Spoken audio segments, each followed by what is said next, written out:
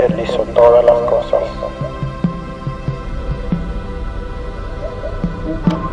Él murió por mí.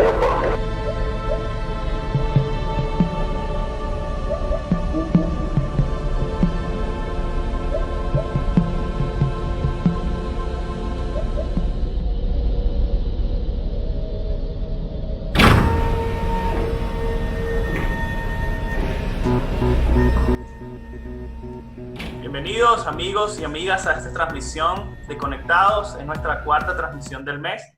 Quien les habla, Isaías Arroyo, y estaremos conversando hoy con Jonathan Keipo y con Ramón Kenaifati. Un saludo. Hoy vamos a tratar un tema que para mí es bastante moderno, pero quizás ya tenemos tiempo escuchándolo o relacionándolos con él. El tema se llama políticamente correcto. Lo voy a repetir de nuevo, es políticamente correcto. Su descripción o su concepto es un lenguaje o una política o una medida destinada a evitar ofender o poner en desventaja a personas de grupos particulares o de sociedad.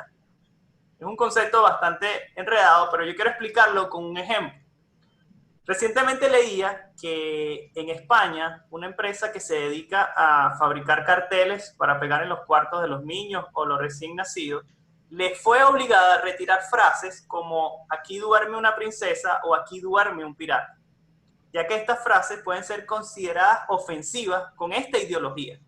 Entonces empezamos a notar cómo, a pesar de que esta ideología o esta razón lo que busca es el respeto ante todo, empieza un poco a confundir o a digregar cuál es la realidad o cuáles son las distintas realidades cuando hablamos de temas como este. Entonces, para esta noche, quiero escuchar la opinión de Jonathan, la opinión de Ramón, en un tema que poco a poco se ha ido metiendo en la sociedad y que para algunos es gracioso, para otros creen que, bueno, algunas personas pueden tomarlo como una realidad, pero poco a poco vemos como en cada ámbito o en cada situación se empieza a hablar de esto y se empieza a tomar como algo serio. Sí, efectivamente, Isaías, cuando hablamos de lo políticamente correcto, partimos de la premisa de que en sí mismo el principio fundamental no es malo. El principio fundamental de ser políticamente correcto es evitar la discriminación. Y esa es la base y la plataforma sobre la que ellos construyen toda su serie de políticas y de ideologías, ¿no? Y efectivamente, no debemos discriminar, y como cristianos estamos llamados a no discriminar, por supuesto. O sea, delante de los ojos de Dios todos somos iguales y ese principio lo compartimos. El problema es cuando se exacerba y va mucho más allá de no discriminar, porque el término discriminación o el concepto de discriminación lo moldean y es muy maleable y lo utilizan a conveniencia. Doy un ejemplo como el que tú diste. En Estados Unidos, por ejemplo, no se puede utilizar la frase Merry Christmas, que significa Feliz Navidad. La palabra Christmas es nacimiento de Cristo, básicamente. En Estados Unidos son cristianos. Si tú dices esa frase, según ellos, tú estás discriminando a las personas que son musulmanes, a los que son ateos, a los que son budistas, porque no comparten tu religión, no comparten tu creencia, y tú decirles esa frase es oprimirles o discriminarles. Y allí es donde entra en la línea tan delgada de cómo el no hacer acepción de personas se vuelve una limitante hacia nuestras creencias, hacia nuestros principios, hacia nuestros valores. Entonces, tienen un principio que es bueno, que es la no discriminación, pero llevado a un extremo en el que nadie puede expresar libremente sus creencias o sus ideologías sin oprimir o sin discriminar a otra persona. Y ahí es donde entra el gran problema de la correctitud política o de ser políticamente correcto. Sí, eso que la iglesia... Yo pienso que es extremadamente peligroso y absurdo el concepto por definición, porque yo creo que definir qué se puede y qué no se puede decir de una forma arbitraria, primero, ¿quién lo define? ¿Cómo lo define? ¿Hasta qué punto la propia iglesia puede ser políticamente incorrecta? Yo creo que las cosas están cambiando muy rápidamente, a un punto donde ni los gobiernos, la sociedad, el control. Estamos quedando sorprendidos con esa velocidad de cambio y a veces nos hemos dado cuenta de la velocidad cambiando en nuestros países. La sociedad está demasiado líquida ¿Okay? Entonces es demasiado peligroso establecer qué ofende y qué no. ¿Okay? Yo pienso que si la verdad va a ofender a alguien, que ofenda. ¿Cuál es el problema? O sea, se ha hecho a lo largo de los siglos. Una cosa es el insulto, una cosa es la discriminación, una cosa es la humillación. Y algo paradójico es que los que defienden esta corrección política, todo lo que yo pienso que es algo extremadamente peligroso, incluso a veces rayan lo absurdo. Por ejemplo, de hecho, yo creo que incluso ayer una marca de avena en los Estados Unidos hizo más de este año porque salió una mujer de color, entonces eso es una discriminación. Entonces yo creo que es muy peligroso definir qué puedes decir y qué no, qué puedes hacer y qué no, porque eso abre la puerta a cualquier cosa, dentro de la iglesia y en la sociedad. Yo creo que si la verdad va a ofender a alguien, que ofenda. O sea, una cuestión es el insulto, una cuestión es la agresión, pero la corrección política está censurando a cosas que ni son insulto ni son agresión. Entonces, las cosas en el mundo están cambiando muy rápidamente y es extremadamente peligroso porque es un movimiento que no tiene control, ni de los gobiernos ni de la sociedad. No hay cabezas quien lo dirija. Entonces nos estamos quedando sorprendidos y nos estamos dando cuenta de la velocidad del cambio tan rápido que es mundial. O sea que los Estados Unidos están cambiando muy rápido, Venezuela está cambiando, la propia Irán, Turquía, Siria, Rusia, China, el mundo entero está en un proceso de cambio. Países de izquierda, de derecha, cristianos, musulmanes, están cediendo a esta corrección política, están cambiando sus culturas, se están unificando hacia una cosa muy extraña que no tiene control. Entonces, yo creo que no es una cuestión de ofender o no ofender. Yo creo que detrás de eso hay muchas cosas. ¿Cuáles cosas? No sé. Yo hago preguntas, la gente se tiene que buscar su respuesta. Pero es bastante curioso que la censura extrema que se está instalando incluso en las redes sociales. Entonces, perfectamente nos pueden decir que el cristianismo no es políticamente correcto porque va a ofender a alguien y nos pueden meter preso, nos pueden censurar, que ya está ocurriendo, que ya estamos siendo perseguidos. Entonces yo creo que es una agresión directa contra la verdad, contra los valores, contra todo lo que hemos conocido, bajo la excusa de que estamos protegiendo a minorías que terminan siendo aún más vulneradas. Porque a veces al intentar proteger falsamente, estás realmente vulnerando aún más. Sí, y Ramón, yo creo que es sumamente importante el hecho de que ellos parten desde un principio que es universal y que incluso compartimos los cristianos, y es el hecho de la no discriminación. Entonces, tú comentabas el caso del personaje que era una mujer de color en esta empresa de avena. Neil deGrasse Tyson, que es un físico astrónomo de Estados Unidos, hizo un tweet donde mostraba un cómic de un personaje llamado Aunt Jemima. Ese personaje es el icono de una marca de panquecas en Estados Unidos, la tía Jemima. Entonces, ese cómic que de los años 60 o 70 mostraba a la tía Jemima como un personaje ignorante, bruto, y me disculpas la palabra, que lo único que sabía hacer bien eran sus panquecas y utilizaba un lenguaje bruto, y los hijos de la familia que estaban en el cómic, que eran blancos, entonces la ven a ella como la esclava de ellos que les hace las panquecas. O sea, ese es el cómic que utilizaban para vender sus panquecas. No, terrible, terrible, algo horroroso. Porque hay una discriminación. Entonces, obviamente, lo políticamente correcto te hace eliminar ese tipo de cosas, pero esa es la plataforma, es lo que dices tú, se aprovecha de decir, estamos ayudando a unas minorías, pero utilizamos ese background o ese fondo para entonces imponer una forma de vida, imponer una forma de hablar, imponer una forma de pensar, y ese es el peligro tan grande que representa lo políticamente correcto, porque sí, hay cosas buenas allí, sí, pero lamentablemente el daño que hacen podría ser mucho mayor que el que están corrigiendo. Exacto, y es que la historia está llena de realidades oscuras, es nuestra historia. O sea, hubo racismo, hubo discriminación, lo sigue habiendo. Entonces, porque tú tumbes estatuas, porque tú elimines símbolos, no te vas a deshacer de ellos, eso está marcado ahí. Es parte de nosotros, nos guste o no nos guste. Y yo creo que por esconderla no va a desaparecer. Tenemos que más bien aprender esa historia, ver qué errores ha cometido, porque incluso cuando estudias la historia de la iglesia hizo errores garrafales. Entonces hay que ver ese pasado para aprender de él y no eliminarlo. Entonces la corrección política está para mí extremadamente peligrosa por tres cosas. Primero, la destrucción de todo tipo de pasados. Están tumbando monumentos, están censurando símbolos, están haciendo lo que se les da la gana prácticamente con el mundo. Y para mí, los segundos, cosas más peligrosas, es que tiene una capacidad enorme de distorsionar la realidad. Está formulando nuevas teorías que no tienen ninguna base ni ningún sentido. Teorías que son apoyadas por medios de comunicación y la gente repite sin investigar. Y la segunda es que tiene una capacidad increíble de mutar y adaptarse a lo que sea, porque se ha instalado en Oriente, en Occidente, en países árabes, se está instalando en nuestra sociedad latina, dentro de los Estados Unidos. Entonces son cambios muy rápidos que la iglesia va a tener que reaccionar, porque ya los movimientos no pertenecen a una persona y la sociedad está haciendo un dibujo libre con ellos. Entonces, por ejemplo, el nazismo sabíamos de dónde venía y para dónde iba. Era una locura, pero sabías de dónde venía. Lo que estamos viendo ahora es una locura que es un monstruo de infinitas cabezas que no sabes ni de dónde viene ni para dónde va. Y lo que hace es generar caos donde sea que se instala. Mira los Estados Unidos, mira Chile, mira Brasil. Y mira cómo va a ser y caer cada uno de nuestros países ante estos movimientos si no hacemos nada.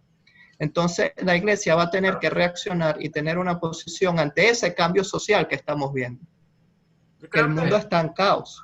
Que también hay un poco de doble moral, ¿no? Con este tema, que yo no sé si ustedes recuerdan el año pasado que iba a salir que se estaba grabando el live action de La Sirenita. Y eso fue tendencia en Twitter, que la actriz iba a ser morena o de color piel oscura. Y las personas no estaban de acuerdo. Primero los creadores decían que era un tema de inclusión, un tema de diversidad y un tema de corrección política. Pero los que estaban en contra decían, pues, ¿cómo va a ser de piel morena si en la comiquita o en lo que nosotros recordamos es una rubia bueno, es color blanca es una pelirroja realmente? Sí. Pero cuestionan eso, pero todavía, por ejemplo, siguen sexualizando cualquier tipo de venta. Tú sigues viendo publicidad de teléfono, sigues viendo publicidad de cámaras, publicidad de mouse con mujeres sexualizadas. Entonces, ¿cómo aplica para algunas cosas y cómo no aplica para otras? Y es lo que decía Ramón, lo moldean tanto que ya no sé qué tengo que respetar o qué no tengo que respetar. Y ese es el peligro. Entonces, la pregunta que nace es esa: ¿qué posición debe tomar la iglesia ante esta tendencia? Porque nosotros nos valemos del respeto y va a estar ante todo y no discriminamos, no tenemos prejuicio contra las personas ni contra lo que estén pasando en ese momento, pero es peligroso cuando se empieza a moldear o a tratar de esconder algunas situaciones. Entonces, repito la pregunta: ¿qué posición debe tomar la iglesia con esta tendencia? Fíjate, yo ahí me gustaría retomar el ejemplo que diste al principio de esta empresa que tenía los carteles y tuvo que eliminar aquí, este es para princesas y este es de los piratas, porque otra de los peligros grandes que tiene el ser políticamente correcto es que ellos dicen que tú no le puedes imponer a los niños una forma de ser. Tú no le puedes decir a una niña que juegue con muñecas, ni le puedes decir a un niño que juegue con carritos, porque tú le estás afirmando una sexualidad que él podría no querer. Y eso es hay todo un mundo por detrás terrible.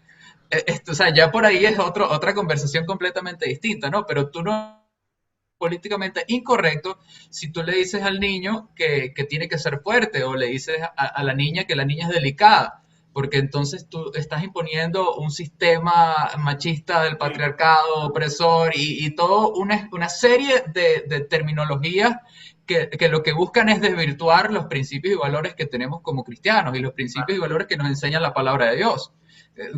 ¿Cuál es el rol del hombre? ¿Cuál es el rol de la mujer? Entonces, en este caso, ¿cuál posición debe tomar la iglesia? La iglesia siempre debe tomar la posición en la que esté la palabra, en la que esté la Biblia. No donde esté un líder, no donde esté una figura, no, lo que la Biblia nos enseña. Y si eso va en contra de todo lo que la sociedad nos dice, entonces tenemos que estar en contra de todo lo que la sociedad nos enseña, porque nuestro lugar es siempre en la brecha, pero desde el lado de donde se paró Cristo, y que es de la verdad, su verdad, la palabra de Dios. Ese es el lugar que tiene que tomar la iglesia, no aceptar que yo no pueda enseñarle a mis hijos a ser hombre y a mis hijas a ser mujer.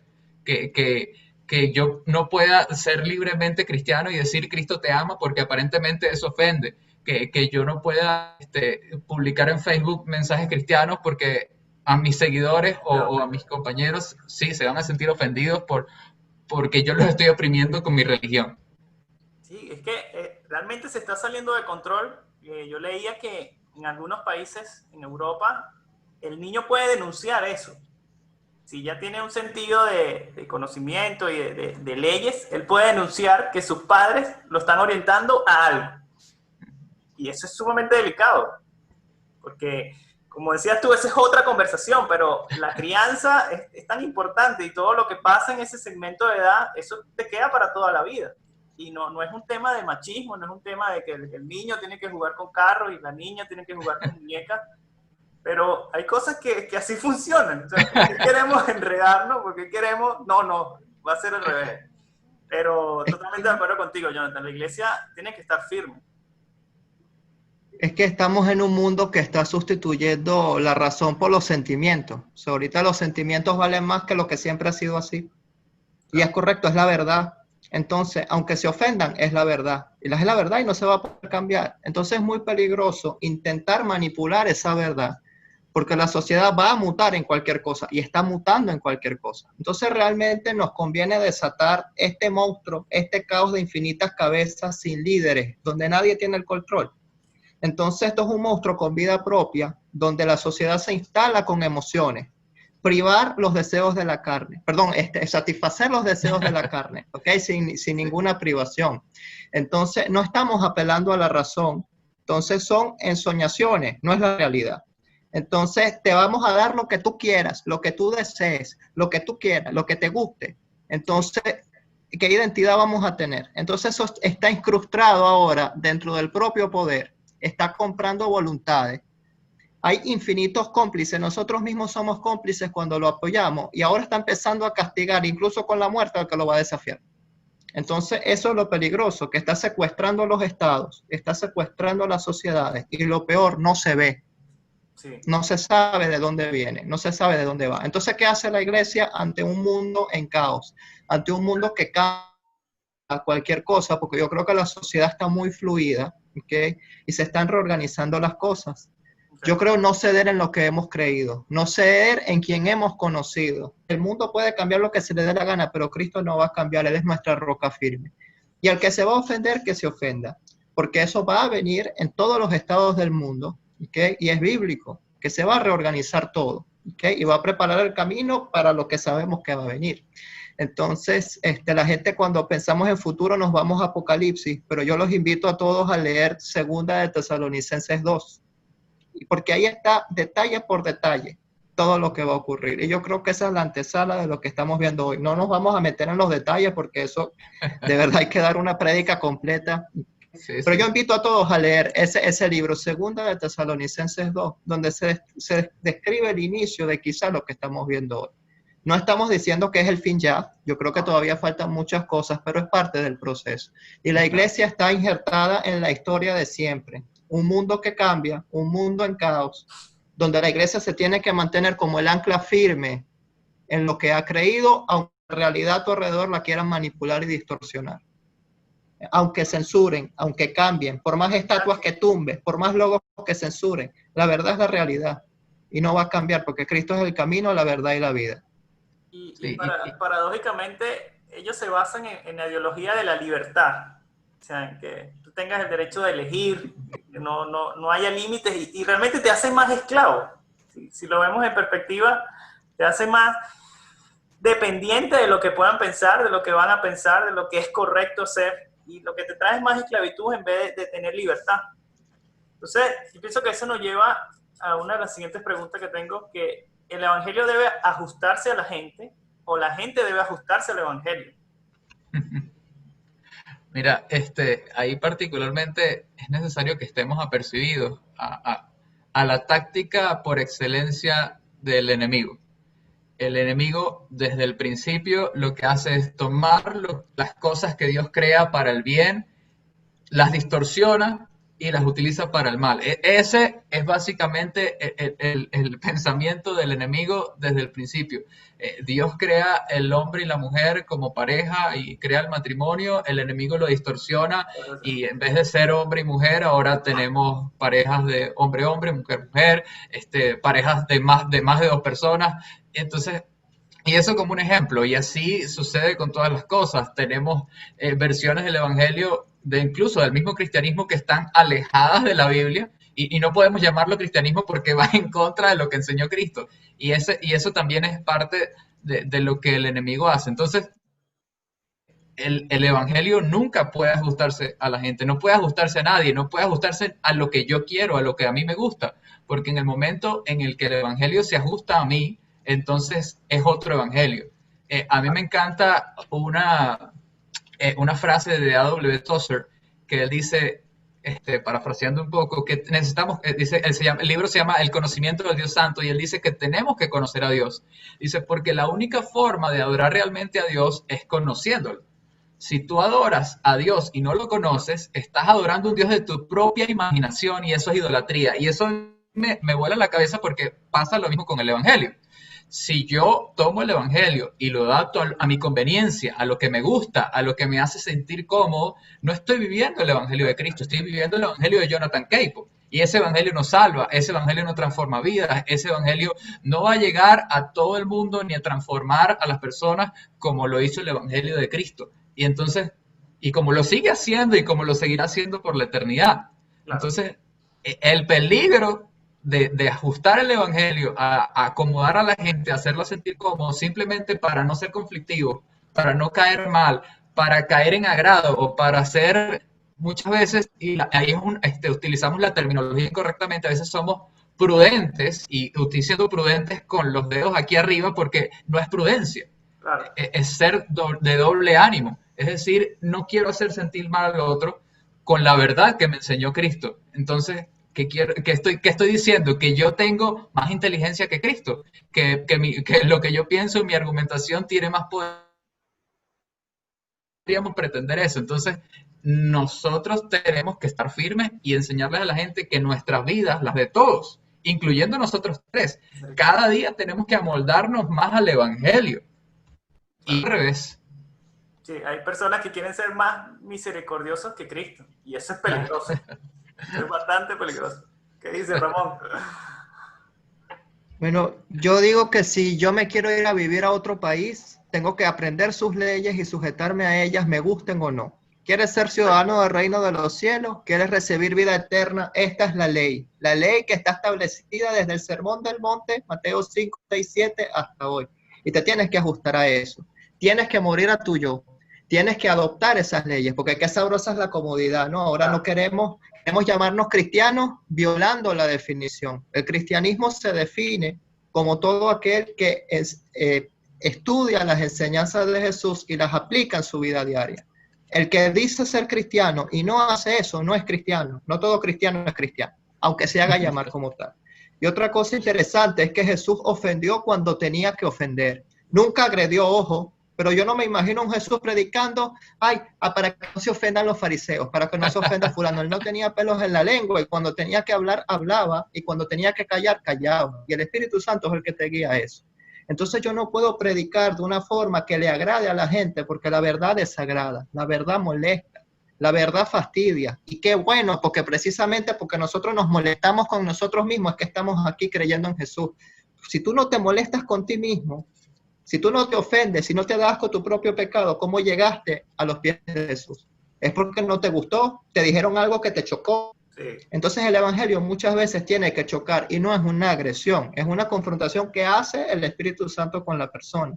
Entonces la iglesia no puede ceder a estas realidades, no se puede ajustar, no se puede amoldar. No es que, bueno, no se puede predicar de esto, ¿y por qué no? Si es la verdad. Escuchándolo. Entonces, se está instalando censura, se está instalando, muchas agresiones, se está instalando de todo contra la iglesia. ¿Y la iglesia qué está haciendo para defender a Jesús?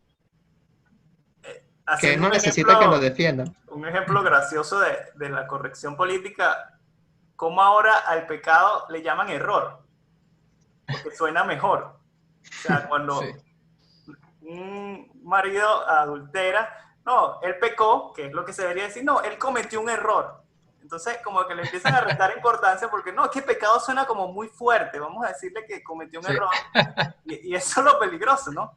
Entonces, eso me lleva a la siguiente pregunta, que sería, ¿cuál es el peligro de adoptar lo políticamente correcto en la iglesia? Ya tenemos un abanico de opciones, pero puntualicen cuáles son los peligros de adoptar esto en la iglesia. Mira, yo empezaría por el que acabas de mencionar. Sí, ya ese me lo anoté. Sí, sí, lo siento, pero es que es sumamente importante. Cuando diluimos el pecado Sí.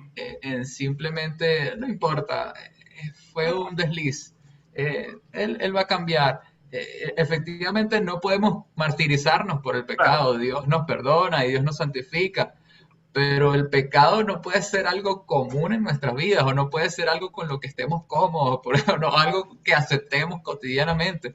El pecado, empezando en nuestras vidas, necesitamos rechazarlo y, como decía Ramón, tener asco, vernos ante el espejo de la palabra y ver la inmundicia que somos como seres humanos y decir, Señor Jesús, necesito más de ti, necesito que transformes mi vida, necesito que tu sangre una vez más me limpie. ¿Por qué? Porque a pesar de que te tengo en mi corazón y tu Espíritu Santo se mueve en mi vida, me sigo equivocando y no quiero seguirme equivocando. Entonces, el peligro principal que veo es el momento en que el pecado se vuelva común y a lo bueno le empecemos a llamar malo y a lo malo le empecemos a llamar bueno. Allí es cuando el amor de muchos se enfriará, porque cuando efectivamente empecemos a cambiar poco a poco nuestros valores y nuestros principios y lo que la palabra nos enseña, no va a ser el Espíritu Santo el que trabaja en nuestras vidas. Y si no es el Espíritu Santo, tiene que ser alguien más, lamentablemente. Y eso inevitablemente va a ocurrir y va a generar que nuestro corazón se aleje de Dios.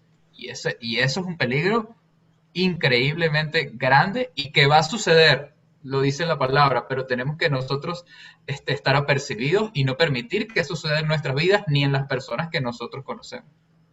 Así. Peligros de esta narrativa de corrección política que mencionamos antes. Primero, distorsiona la verdad. Y si distorsionamos la verdad, dejamos de ser iglesia. No hay ninguna diferencia con el mundo. No tenemos nada que ofrecer. ¿Para qué servir? Dejamos ya la sal que no sirve para ser hollada, tirada a la basura. Y al menos yo no me pienso convertir en eso, porque yo creo que cada uno de nosotros va a tener que tomar las decisiones. Porque ahora no lo vemos, pero quizás en 5, 10, 15 años vamos a tener que tomar decisiones como iglesia, como individuos. ¿Nos vamos a ajustar a qué? ¿A lo que he conocido o a lo que estoy viendo a mi alrededor? Incluso aunque se instalen fuerzas represoras a nivel mundial contra la verdad. Y el segundo peligro es que se adapta a lo que sea, y lo que sea incluye a la iglesia, ya se está adaptando. No hay que irse muy lejos para ver cómo eso ya está permeando en la iglesia. Entonces reinarán las emociones, reinarán las pasiones, reinarán los deseos, reinará el sentirse bien, pero no reinará la razón ni la verdad, que es Jesús, la única verdad. Entonces, hacer que Jesús pierda el control de la iglesia y dársela a cualquier cosa. Parte de la apostasía, parte de todo lo que estamos viviendo, pero lo más importante es qué voy a hacer yo como individuo, qué va a hacer mi familia, qué va a hacer yo desde el puesto que Dios me ha puesto, sea de maestro, sea de pastor, simplemente teniendo un corazón consejero para otro. ¿Qué tengo que hacer yo ante esta realidad? Lo que insisto, lo que siempre ha sido la iglesia, mantenerse fiel en lo que ha conocido. Yo creo que la primera carta de Juan, su inicio es muy hermoso. Lo que hemos visto, lo que hemos oído, lo que se nos ha sido revelado, en eso nos mantenemos y a eso predicamos. Entonces no es algo que dependa de nosotros, es una verdad que Dios nos dio y lo mínimo que podemos hacer es aferrarnos a ella y esparcirla a los demás, y nos va a tocar literalmente ser luz en un mundo de tinieblas. Yo creo que no vienen buenos tiempos para ser cristianos en las próximas décadas. Nunca lo han sido, pero ahora menos que antes. Y tenemos que estar preparados. Y no es una cuestión de temor, es una cuestión de convicción, de que nada me va a mover ese Jesús que yo he tenido. Es mi firme y que quiero que sea la ancla firme de todos los que quieran estar con Él. Porque el Evangelio es para todo el mundo. Pero hay algo, yo creo que hay algo hermoso en todo esto, que es que hay esperanza. Todas estas cosas tienen que pasar y ya el Señor nos las había advertido. Eso nos dice que el Señor siempre nos ha dicho la verdad y nos ha prometido una vida maravillosa aquí en la tierra, porque en medio de la tormenta Jesús es nuestro refugio. El propio Job lo decía, podrá oscurecer, pero para mí va a ser como el mediodía. Entonces, si tenemos la luz de Cristo brillando en nosotros y estamos dispuestos a trabajar con Él, echando para adelante, a pesar de las pruebas, de las adversidades que puedan venir, vamos a tener esperanza. Una esperanza hermosa aquí en la tierra y después de la tierra. Entonces Jesús es nuestra ancla firme. Yo creo que viene un futuro maravilloso con Él, a pesar de todo lo que hoy podemos ver. Bueno, Sí. creo que es un tema bastante interesante. Pienso que algunas personas ya lo habían escuchado y otras se están enterando ahorita, pero es lo que nos toca, pues. Hay que aceptar la escala del tiempo donde estamos como individuo y como cristianos y la posición que debemos tomar. Son tiempos difíciles, son tiempos que cada día parecen que van a ser cuesta arriba, pero tenemos nuestra esperanza en Dios. Así que te invito a que oremos, porque es la mejor forma de cerrar esta conversación y este tema. Señor, te damos gracias por este tiempo. Sabemos que estamos pasando tiempos difíciles a pesar de la pandemia, a pesar de todas las situaciones nuevas que están saliendo, a pesar de que cada día creemos y tenemos fe en que tú nos guías, en que tú nos proteges. Pero te pedimos que abras nuestros ojos, Señor, que nos dejes entendimiento, que nos digas qué está bien, qué está mal, que nos dé fuerza, que nos dé interés en leer la Biblia, que nos dé interés, como decía Ramón, si vas a entrar a ser miembro, a ser residente de la ciudad de Cristo, tienes que leer la Biblia, tienes que leer sus leyes, tienes que empaparte. No puedes tener un evangelio light, no puedes tener un evangelio según lo que tú crees o lo que tú has escuchado. Creemos en el arrepentimiento, creemos en que tenemos un Dios misericordioso, un Dios que va a perdonar, pero no puede ser la costumbre, no puede ser lo habitual, en que caigamos, en que lo mantengamos como una rutina. Así que te pedimos que nos guíes todo este tiempo, que nos ayudes a nuestros familiares, a nuestros amigos, y que estés con nosotros, Jesús. Es lo que te pedimos siempre, en el nombre de Jesús. Amén.